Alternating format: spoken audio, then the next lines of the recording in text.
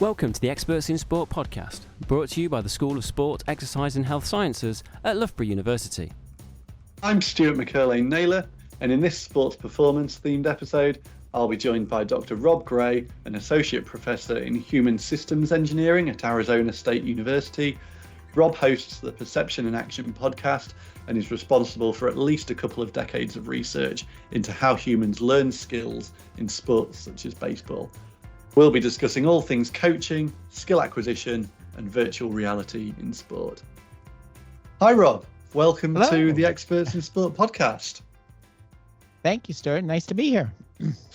Brilliant. So we'll get straight in then. I'm always interested in this question, but what first sparked your interest in baseball and skill acquisition in particular?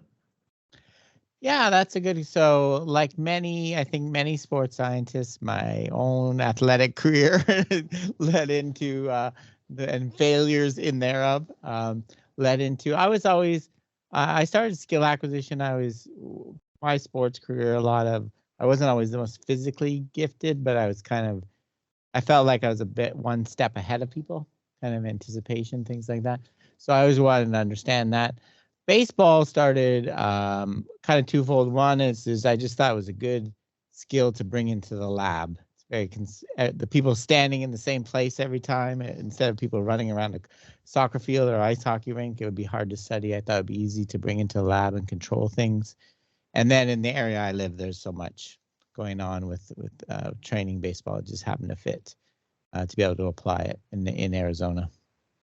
Then what happened or what sparked the academic passion, I guess, especially everything's different in different countries. I know the system in the US is slightly different to the UK, but what route did you take from that person who said playing sport, passionate about sport, to then being someone who had a lab where you could start to think about, well, all right, maybe baseball, there's less movement, it's a bit more static. What's the missing link in between that? Yeah, so I started out in psychology. I started studying vision, kind of visual perception. And I recognized early on although sport was always my main interest, that I called myself a performance scientist. And I studied things like driving, safety, and work with pilots because I realized there's more money there for funding and grants, especially when I first started. So I kind of I started research that way. And then I always tried to sell using sport as a way to understand skill and motor control and perception generally. Like, well, let's understand it when it's working at its highest level, instead of just understanding for sport's sake to make better. You don't get many grants, especially in North America, for making people hit balls better, right? So yeah. that was always my pitch, and it was sometimes successful early on. And then I got my lab going and. As I got more and more, I turned more to working with teams directly and more applied side. Yeah, that quite common aspect really of having the one thing you're really passionate about and then the other thing that pays the bills and brings the money in, and that's trying to find the right balance between the two.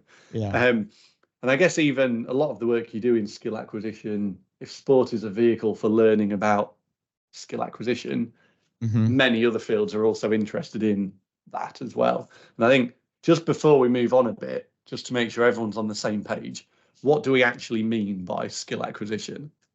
So skill acquisition, yeah, it's how we learn a new skill that has usually it's some sort of movement component to it. So not learning how to do math or read. We're talking about learning how to play cricket or soccer or ride a bike even.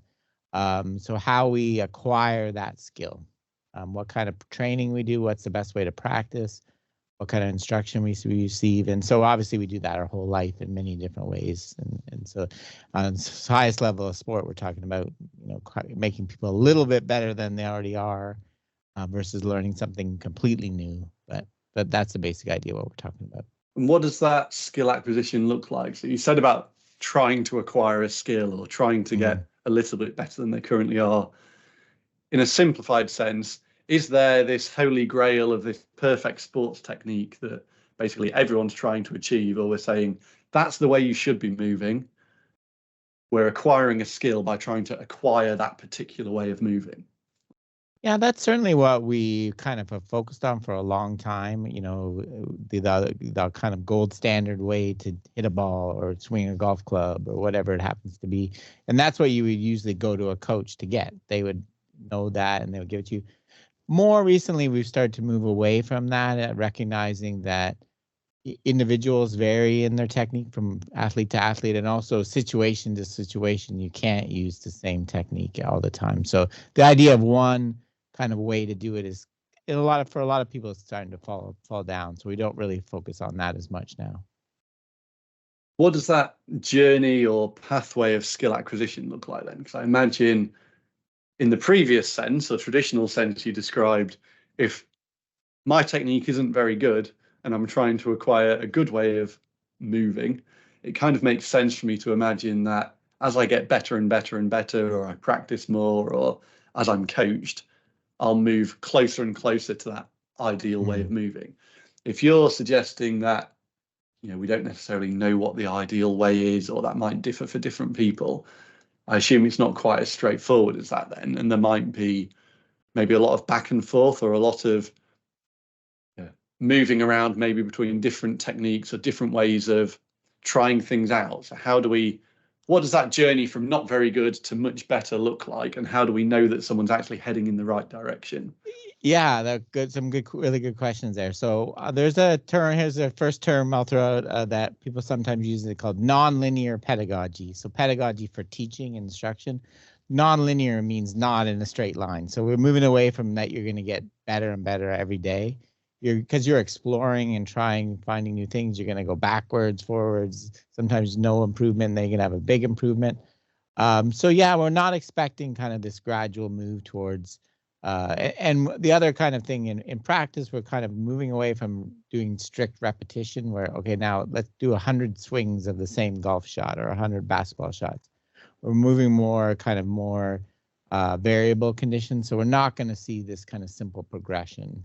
That's really not what we're looking for. And then how to measure it is a tricky thing. How to know whether you're improving, something we're still struggling with this field of it, to be honest, try to come up with good metrics. But you see kind of evidence of people moving toward, you do see performance success, and you focus on some of process measures. Can we like in my sport, baseball, are you hitting the ball harder? You still might not be getting the outcomes you want, but the ball's moving harder off your bat. That's a good thing. Things like that. That's much easier to imagine, I guess, than some of the more, learning to walk, learning to run, learning to ride a bike kind of examples you gave. Because I guess if you've described learning to hit the ball as hard as possible or swing a bat as hard as possible, I like math, but there's a number there that we're trying to make as high as possible or as big as possible. If we're trying to learn to ride a bike or trying to learn to walk or run, what does that look like? What are we how can I be better or worse than someone else at that task, if that makes sense? Yeah, I think that's a tough one. I think, obviously you're after a certain goal, and you're gonna, another thing we recognize, there's gonna be a lot of mistakes. Like there's some great work, for example, by a person named Karen Adolph, who understands connecting development to skill acquisition. Recognizing it's probably just the same process, but kind of learning to walk. I think she argues one of the reasons we're kind of born kind of chubby and fat as babies is for padding, right? Because we're gonna fall a lot, right? That's how we learn to walk. And the same with the bike, you have to fall off a fair amount. But just kind of, we're looking for, it depends on kind of what the skill we're looking for. There are certain things, although there's no one ideal technique, we recognize there's certain things you have to have balance, you have to transfer force. So there's certain things we can look at and see that you're kind of progressing in those. And do we get more consistent in those things as well? So that's actually a really, good point, actually, that even if I can't picture a number for how good I am at riding a bike, my ability to balance or do other things, I guess, you could measure. Whether we're measuring my balance or my ability to swing a bat fast, would that number just be going up and up and up? Or, well, obviously in a non-linear way, as we described earlier, or would it also be getting more consistent as I improve? Yeah, you do get somewhat you do get lower variability, more consistency as you become an expert. But there's this kind of new view, and there's a lot of research do have this kind of functional variability where your swing not going to be the same every time because you have to hit different pitches, different speeds, different locations. So there is going to be some variability there. So the expression I like to use is you're not getting rid of all the variability in your movement, you're restructuring it so it becomes more functional, allows you to solve different problems in different ways. Right? Okay. Are there any other examples you can think of there of, I guess, practical examples of why varying or not being so consistent could actually be beneficial rather than a bad thing? Yeah, I think, the biggest one is, the idea that you're going to have to perform under a lot of different conditions. The word we use is constraints. You're going to have, there's a great quote by Rafael Nadal I always use where he claims he's never hit the same tennis shot twice. Right? They're always different surfaces, different spin, different directions. He's tired. He might have worked out the day before. So there's always these different conditions such that the same exact muscle input would not achieve the same output. Right? He needs to vary something almost every time, hit the behind the back between the leg shot to get extreme. So yeah, the idea that you have to be adaptive. You have to adapt to these ever-changing conditions. You need constantly, not a huge difference, but you need some variation in how you move to be successful. Is that just intentional variation, trying to play different shots or having to adapt because you're in a different scenario? Or, yeah, I'm trying to think, are there any more complex examples of certain, sporting examples where even if you are trying to do the same thing 10 times, you still would want to vary? So there's both. I think there's the kind of the higher level one you referring to there, but there's also kind of lower level, like where your body is kind of working together. Like example, when you're doing a tennis serve, if you put the ball up in the air and your first move is with your shoulder, and you can't move exactly the same way every time. So maybe you over rotate your shoulder a little more than normal. Then your elbow can compensate for it by rotating less, like work together. So you get these if you try to measure it like biomechanics like you do, you're not going to get the exact same numbers every time. You're going to get these slight variations that, if you look at them, they seem to be functional in a lot of ways where you're getting the same. There's a famous researcher in this area, Nikolai Bernstein, who's a Russian. He coined this phrase, repetition without repetition. You need to repeat an outcome, like hitting a tennis ball, serving. You can't repeat the same. You don't repeat the same movement exactly. So that you do have it at that level as well, which is not a conscious thing. It's more of a kind of thing that's happening at the level of your muscles and it's kind of organizing themselves. Yeah. Does that link in with coaching practice as well then? So if we say repetition without repetition, is that almost a guideline for how we should be designing coaching or training environments? I think so. I think we want to give athletes, a lot of opportunities to experience this, how to be able to adapt their movement to different constraints, to be able to repeat the outcome in different situations. So, and that's adding variability in practice, right? So, like a soccer goalkeeper saving shots from different angles, different distances, people in front, so giving lots of opportunity to experience this. Of course, we want to scale it. Like when you're first starting, we might want to scale that back because it might be too much for you. But yeah, that's definitely what we're aiming for. I think more in practice now, rather than let's repeat the same movement over and over again under the same conditions. Let's give you kind of variable conditions so you can learn how to kind of be adaptable. What's the role of the coach then within all of this? Because if there's one simple way of moving that's the best way of moving, it's easy to imagine a coach telling somebody how to move or telling them how to get closer, or you're extending your elbow too much, or you need to start moving your shoulder earlier on, or whatever these minor differences might be. If you're describing something that sounds logical and makes sense, but around this idea of there's not one best way of moving, or it's different, we need to try lots and lots of different environments, different things, how does that fit in with the idea of a coach being the person who holds all the keys and knows the correct way of doing things, that just passes that information on to other people that pay them for that knowledge? Yeah, for sure. It does require kind of a big shift in how you think about, I the way I think of it is moving from kind of the coach as the instructor, where they have all the information. It's like a one-way passing of information, to more of a designer. I'm going to create environments where you're going to learn and figure it out on your own. It doesn't mean that the coach doesn't say anything anymore. They can add things, give little cues, why don't you try lifting your knee more, or things like that, but far less than the traditional kind of coach where we tell you exactly and correct you every second, every time we see something.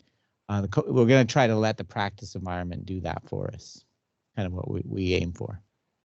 So there are different types of coaching. I don't know if types is the correct term there, but are there kind of ideas that have been researched here, or you've described the kind of, coach as an instructor or coach as a designer?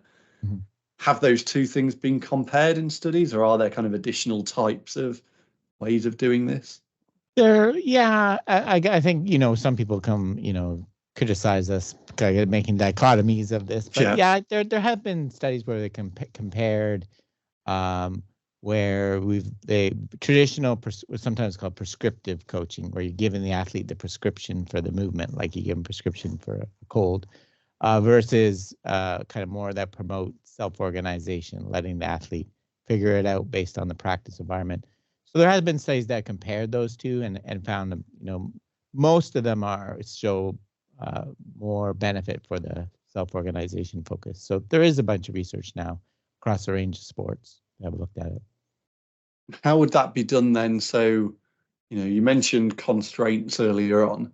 If we're talking about designing an environment that enables somebody to explore all these different things, what kind of things would you be varying? I don't know what sport would be best for you to give some examples here, but what kind of things would a coach want to vary in order to help someone learn particular things or acquire certain types of skill? Yeah, so there's a variety of different, there's we can vary the equipment. There's great examples from, keep teaching kids tennis, using smaller rackets and lower compression balls that don't bounce as much. Seems to help kids learn the proper strokes as opposed to trying to just give them traditional instruction with adult equipment. You can vary things like the number of players and the number of rules, like the size of the playing area, like in something like soccer, football, or basketball. Playing 3-on-3, that's giving kids more touches on the ball than they get in a full game, and more opportunity to kind of experience spacing and how their movement changes the defense. So there's quite a lot of different things you can do, and then varying the conditions, the speeds. In like my sport, the speeds and types of pitches you have to hit, the type of weight of the bat and the ball, those kind of things. We try to choose them for a particular reason, but based on how the person's performing to start with, rather than just doing random. There are some that just do kind of random variation, which is shown to be beneficial too. Yeah, at the risk of, I guess, downplaying the importance of my entire discipline of biomechanics, I guess that's making me think a bit about research-informed coaching, or what kind of research is most useful, in that instead of a maybe traditional biomechanical sense of, we're measuring people's movement and describing technique and saying doing research that's really useful for a coach because we're telling them how technique affects different things or what technique they should be using. Potentially the really useful research for that type of coaching then would be things like, how do the number of players on a pitch, or the size of a pitch, or the type of equipment influence different things? Like, how, I'm thinking out loud here, but how does the number of opponents change how many passes you play versus how many dribbles you do, or where you tend to shoot from, and those kind of things, which is a very different type of research, but potentially could be really useful for informing that kind of coaching design.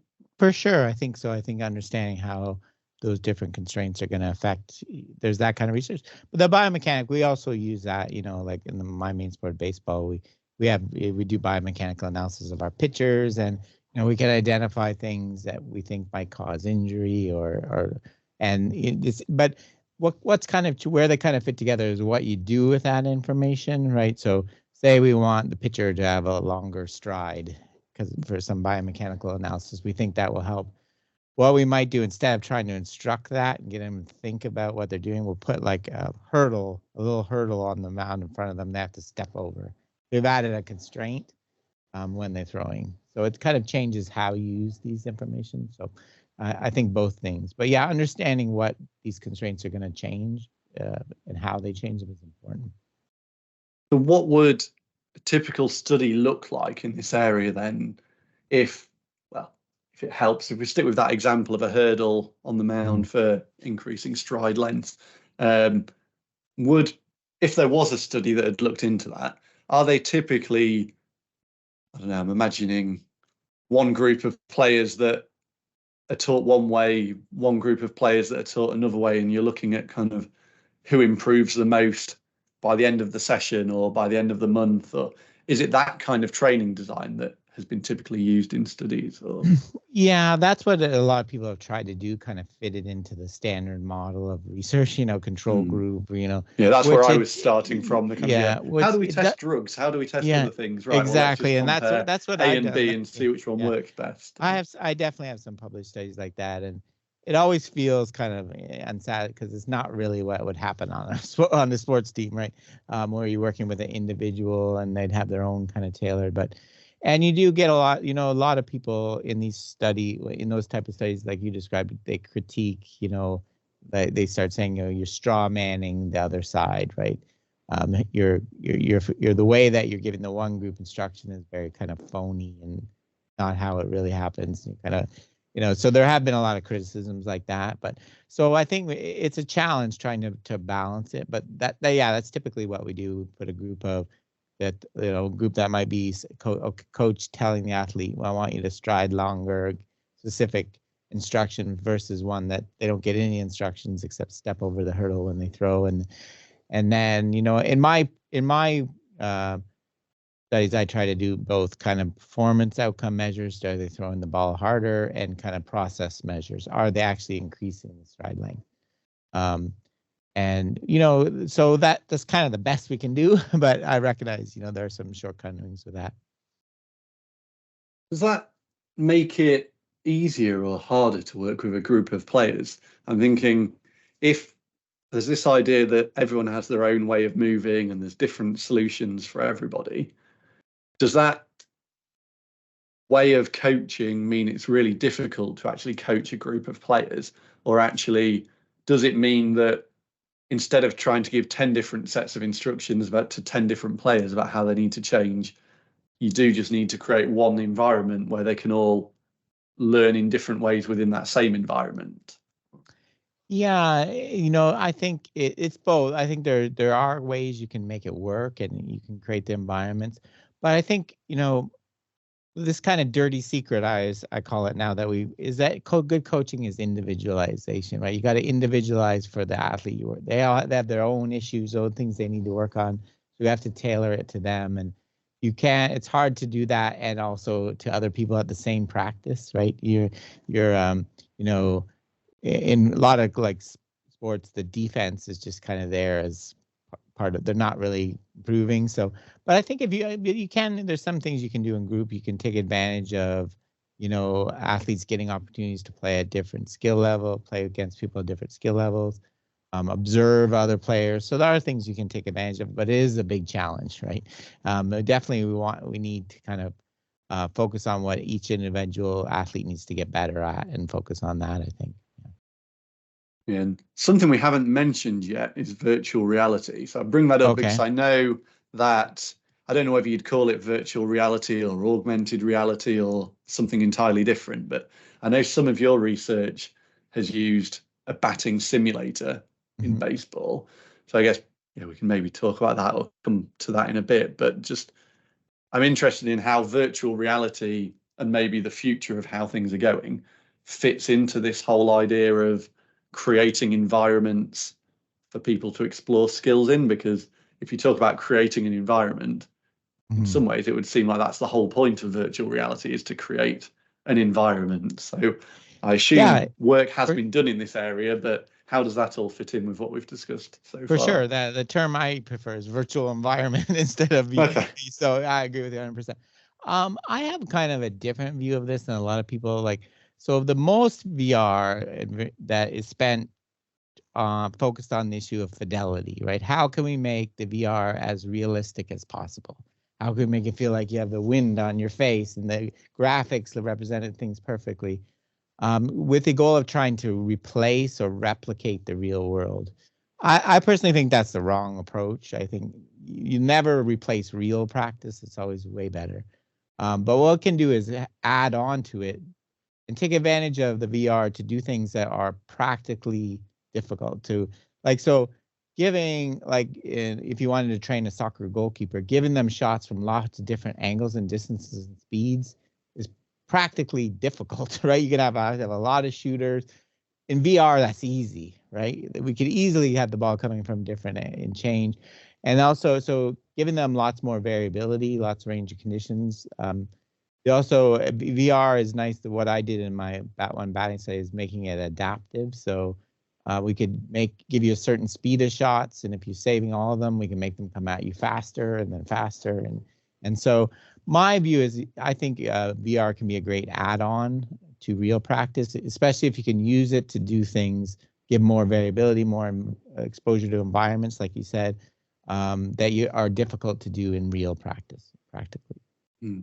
That adaptive, I think you call it adaptive, that adaptive idea is really interesting. So yeah, maybe you could tell us a bit more, but how has it been used?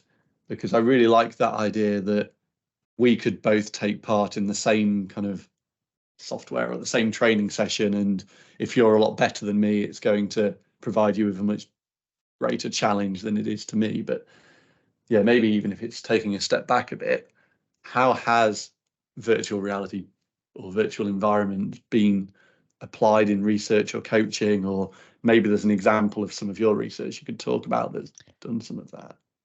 Yeah, there's been a few studies. I haven't really, honestly, I haven't followed the most recent training ones, but yeah, my study, what we did was, we had the ball. People were trying to hit a virtual ball, a bat with a motion tracker, and the speed at which the ball came and the range over which the locations was kind of adapted to their performance. So if they started to hit really well, those things got bigger. So the idea is where, this brings in the important idea of challenging the athlete at the right level, right?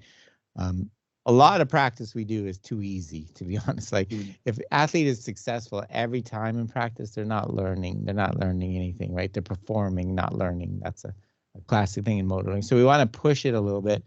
We don't want to make it too impossible so you never succeed. So with VR, we could calculate things and we can find this kind of optimal level where you're having enough success to keep you motivated and going, but enough failure to kind of push you and challenge you. So that's what I did in my study. So there's kind of an algorithm behind all the conditions that is calculating this. And so a few studies have done that.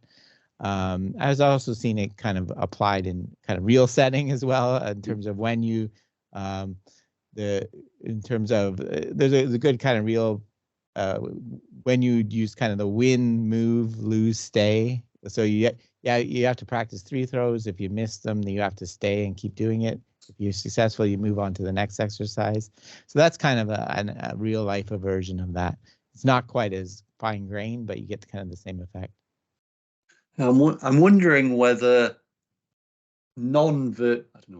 just real environments, if that's the alternative to virtual environments. I know. I never knew whether whether there are learnings there from the virtual stuff you've spoken about that can actually be really useful in kind of traditional or real world coaching, in the sense of that challenge of how difficult do you make things. If you say that there are algorithms within some of the virtual stuff that determines how hard do I need to make this to optimize kind of the rate at which someone learns, or to optimize their improvement over the training session or something like that. Can that help us in realistic environments, or are there any kind of rules of thumb of, I assume if you're successful every time, it's too easy. If you miss every time, it's too difficult. Is there any kind of rule of thumb that we can get from this work that can be useful for people to hold on to? Yeah, so they've kind of come to the same answer. The one number I always give is 80% success rate. It seems to be optimal, 75 to 80%. That seems to be both kind of when you do the algorithm, that's what gives you the best kind of measure of their level. But also on a real world setting, it seems to be the right balance between success and failure to kind of keep them motivated but challenged. Yeah.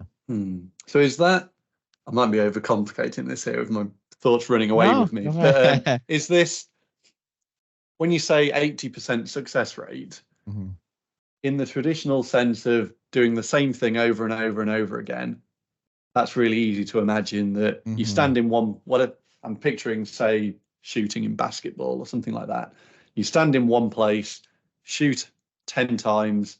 If you get 8 out of 10 in, then that's the appropriate kind of level of difficulty.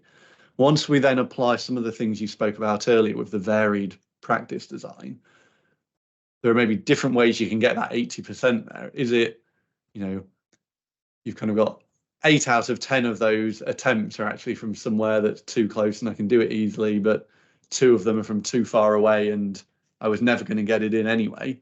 Or it kind of gets harder for me to imagine, once you're moving around and trying everything from different places, how you get that 80% right, where actually you don't just have 100% of shots that are either too easy or too hard, but you're almost aiming for 100% of shots that are at about an 80% difficulty. Or I know what you're asking. Yeah, for sure. It's that I've actually dealt this that's a good example. I actually worked with a couple of NBA teams last year, and the first thing you notice when you go to an NBA practice, when they're just practicing 3-point shots, they hit about 80 to 90%, and then the game it goes down to 30. So something happened right on the way. You could do that. What we try to do is, instead of doing from the same spot, even just varying, having to switch between 2 different shots is going to make your percentage go down, because you can't just make a simple adjustment when you miss. Having a coach or a defender put their hand up in your face, making you receive the pass different ways, all those things are going to lower your percentage a bit. So it's kind of playing around with that to find that level you want. And if you notice it getting too hard, maybe scale back on that. So it's in real practice, not exact. You can't get exact science, just kind of want to get it roughly right. Yeah, so it can be a bit more exact in the virtual world then. Yes. Or the bit I was thinking about but didn't ask when you were talking about both the football or soccer goalkeeper and the batting example was the feel of the thing, or any, I don't know what kind of feedback you'd call it, but it's difficult to imagine doing a training session as a goalkeeper where you don't actually touch a ball, or you kind of, something flashes up on a screen or in the headset saying that you saved it, but you didn't actually feel the ball between your hands, or that feel of swinging a bat and making a good impact with the ball. Has there been any way of trying to replicate those things or that kind of feedback within the virtual environment? Yeah, there's been some, and I did some in my batting simulator. I had little kind of things on the bat that would make it vibrate when you hit in different spots, which worked fairly well, because that's the single biggest complaint anyone came that used mine. They said it was very realistic, except I was missing that haptic feedback. There's been some attempts, but it is not nearly accurate or good enough. So I think like a soccer goalkeeper, to me, like practicing the general save where you kind of just get your position to save it and move your arms, that is be fine. But I never want to practice like having them control the shot or punch a shot, something that requires accurate feedback and good, well-timed feedback. We don't have the resolution to do that. So I think you just avoid certain things that you can't simulate well. But yeah, that's the biggest missing piece for a lot of this kind of thing. I guess it's that common thing as well of almost, rather than trying to replace the thing you already had, It's, well, what can the virtual environment do that we can't do in the traditional environment, and focus on that maybe, and the benefits of it, which I guess we've spoken about the ability to quickly vary the conditions or vary what kind of task people are being given, as well as the ability to kind of adapt how difficult it is in an automated or individualized way. Are there any other examples of things you can do in a virtual training environment that you can't do in a traditional environment? I'm thinking of, yes, you can change the position or change the difficulty, but you can change absolutely anything about that environment, from as simple as putting a scoreboard up and telling them they're winning or they're losing, or there's 1 minute left or 20 minutes left. But is there anything about the rest of the visual information available to them that could be useful to change? Yeah, there's a few things that come to mind. So one is kind of creating the pressure of a big stage, Olympic, entering a big stadium, trying to recreate that. Some I've seen that been used with some of the VR displays that use film footage, right? Instead of, it's not interactive, but we can recreate you walking onto the field of the Olympics, right? Pretty realistically, to kind of get used to experiencing that. In sports, other sports like baseball, there's some very good simulations of really particular athletes, so you can experience what it's like to face this particular pitcher, where the ball comes out, what kind of, so those kind of things people have done. The other thing is, there's work for people like Kathy Craig, who they've been doing work on developing a soccer VR. You can recreate this condition of saving a curved penalty kick. You can practice that 50 times, right? Whereas in a game, how many times are you going to get to? So you can recreate really unique scenarios over and over. You've got lots of reps. So there are some kind of things you can do like that.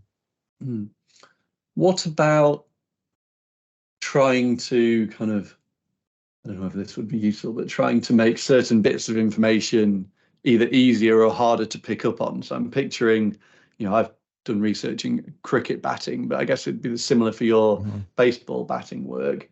If you're trying to pick up cues that will tell you what kind of ball the pitcher's going to throw, I don't know whether you're looking at the seam on the ball or something about the way they move. Can it be useful for that? Whether the simple example in my mind is, like, if it's really useful to look at the arm, there's just an arm not attached to a body in front of you, so that you have to look at the arm, you've got no other option. Or if something, if you keep looking at the foot and that's distracting and not useful, there's just, all right, let's remove the feet so that they stop looking at the feet. Kind of, are there any examples of that kind of thing working, or is that a bit abstract? Yeah, for sure. The work by, some great work by mostly Bruce Abernathy from Australia, looking at, method called occlusion. So his was mostly on video, but you could do the same thing in VR. So, he'd have people watch a tennis serve and try to predict where it was going, and he'd block out the bottom half of the server, so you can look at their legs or part of their body, or highlight certain part of the body. So I think you call that spatial occlusion, blockouts. And there's for sure getting you to focus on certain parts of that are most informative. I think that's interesting, and you could easily do that in VR as well. And we've recreated kind of the occlusion where you just see part of the ball flight, and you have to predict what pitch it was or where it was going. That's called temporal occlusion, where we've recreated that. So yeah, there are some studies of that. Okay, and what about negatives of virtual environments then, other than the lack of haptic feedback or feeling a bat or a ball in your hands? Are there any other negatives to be aware of? I don't know if it was so. There's obviously, some people make it motion that makes them nauseous and things like eye strain and things like that. Some general things like that. But you have to, all these devices, I always worry a little bit about kind of negative transfer of training.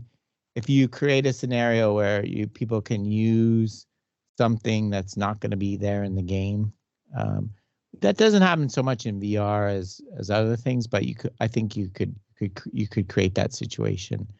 And so you have to kind of worry about that as well. So do you mean then, if I've understood you correctly, that say in this game, or probably insulting some people to call it a game, but in this virtual environment, if every time a certain type of shot comes towards me, there's something about the environment or something about the way that player moves that gives it away, but then that thing isn't actually present in real pitches or bowlers or that. So it's almost like I know that whenever it's a curveball, their elbow does this certain thing, but then actually, and that 100% of the time that happens, but then in the real world, it's possible to kind of do that delivery without doing that thing with your elbow, and that kind of scenario where you're learning to focus in on things that might not be there.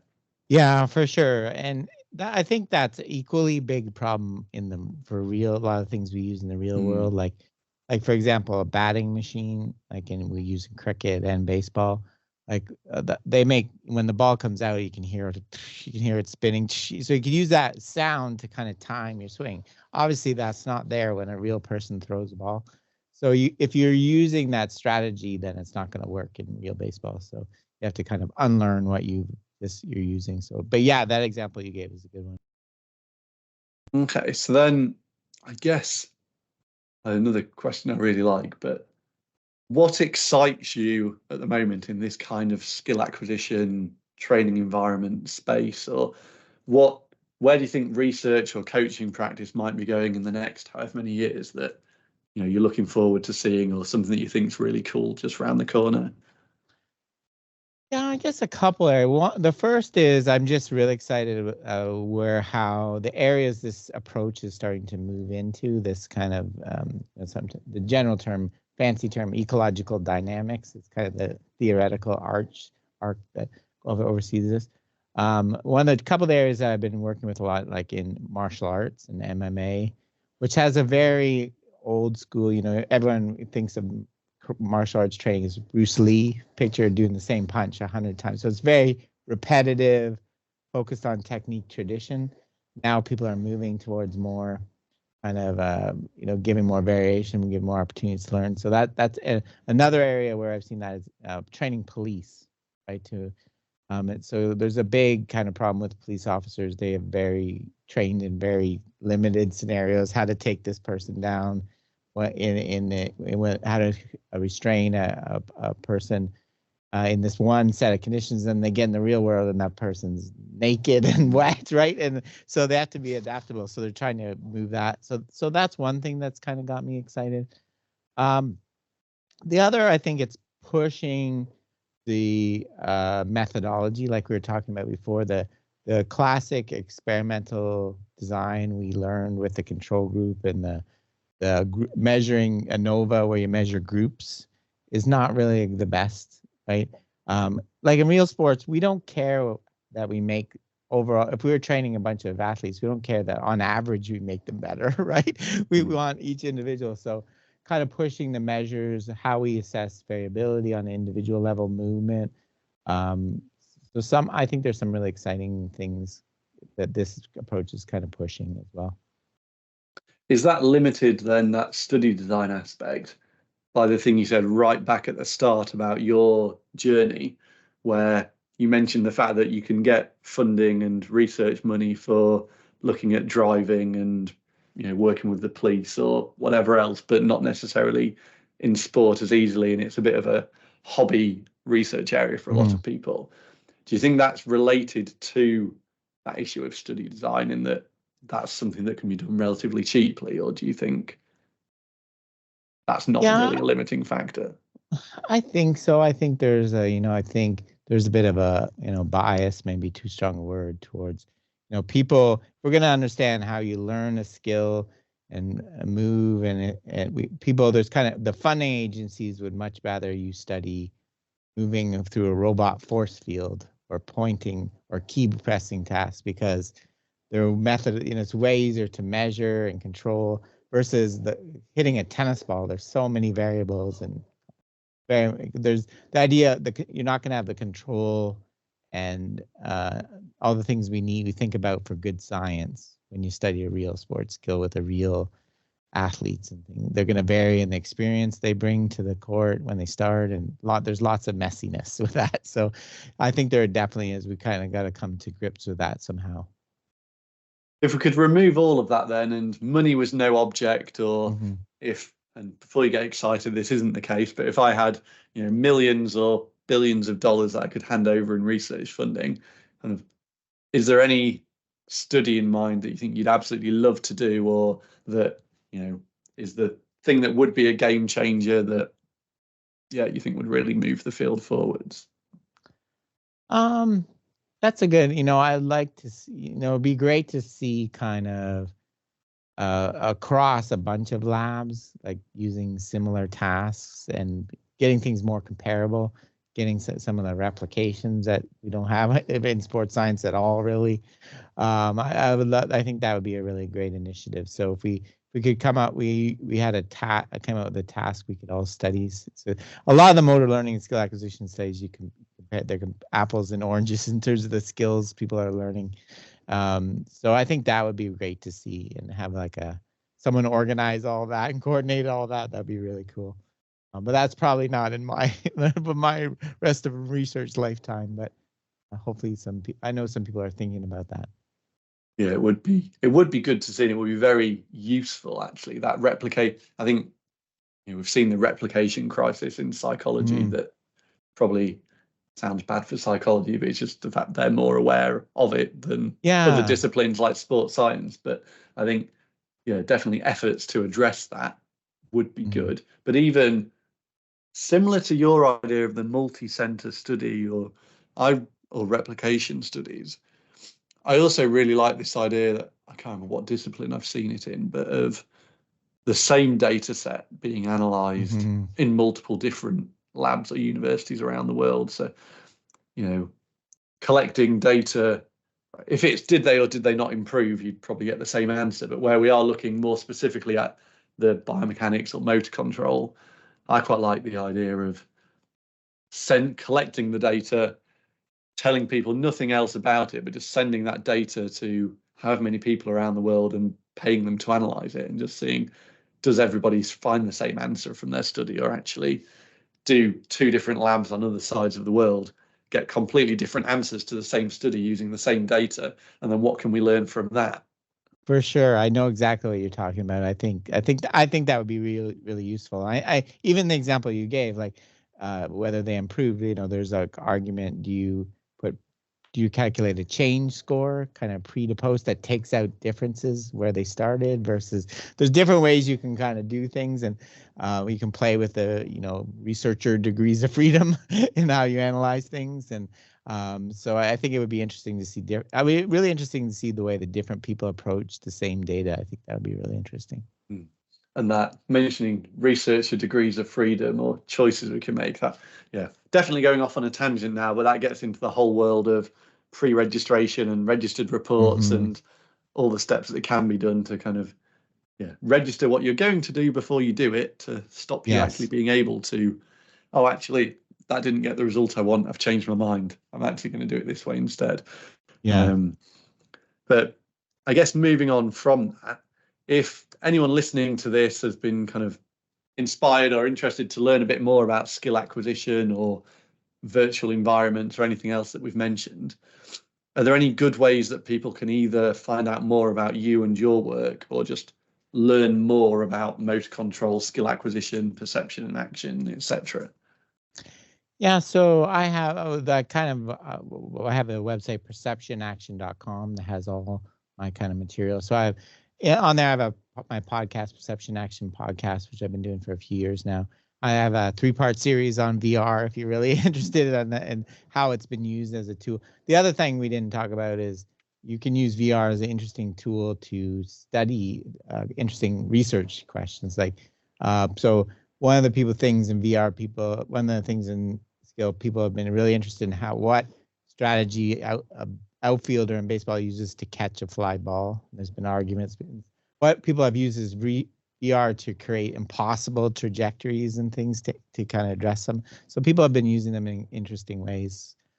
So yeah, so my podcast has some of that stuff as well, and I have a couple of books that I've written on kind of this new view of skill that I've tried in introduction. So that's kind of where it's empty. Perceptionaction.com is the one-stop shopping. Yeah. Brilliant. Thanks, Rob. And yeah, I could, to be fair, I've suddenly got about 10 follow-up questions in my mind to that idea of how you catch the ball and how virtual reality can be used to kind of investigate that. But I guess, yeah, I won't give too many spoilers away. I'll let people go to perceptionaction.com and have a look around if they want to find out a bit more. I know, to be fair, a lot of your podcast episodes are replacing reading on my in my teaching at the end of the lecture. It's thank you. Rather than reading, there are some brilliant ones. I think the one of them I like the most is on that aspect of high versus low variability. I think there are a few others where it's done as a mock court case, and instead of go away students and read 15 journal articles, it's actually, here's a court case where we're going to call different authors or different studies to the stand, both for and against whatever's on trial here. And I really like it, and it's a really kind of engaging way of presenting evidence. When I was first started, I was a bit more creative in the formats and trying to get things out, and it's nice. I appreciate when people notice those things. I've been through the back catalogue and dug out the creative ones. Brilliant. Thanks, Rob. And just thank you again for joining us and sharing your insight. Thanks, my Rob. pleasure. Thanks, Joe. Thanks for listening to the Experts in Sport podcast. If you'd like to get in touch, then please contact me, Martin Foster, at m.foster@loughborough.ac.uk. Thanks for listening. See you next time.